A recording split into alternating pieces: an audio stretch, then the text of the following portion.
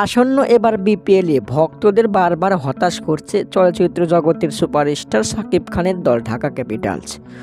টানা ৬ ম্যাচে ৬টি হার।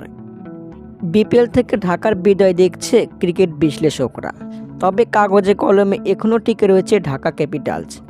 সমীকরণটা বেশ কঠিন, তবে যে সমীকরণে বিপিএলের প্লে অফে জায়গা পেতে পারে ঢাকা ক্যাপিটালস।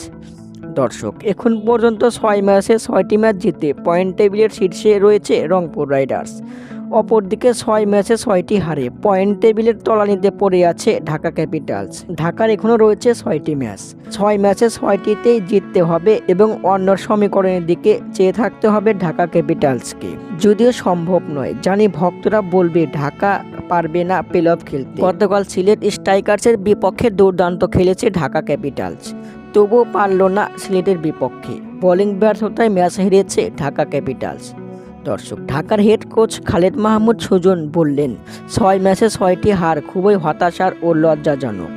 আমরা চেষ্টা করব বাকি ৬টি ম্যাচে ঘুরে দাঁড়াতে।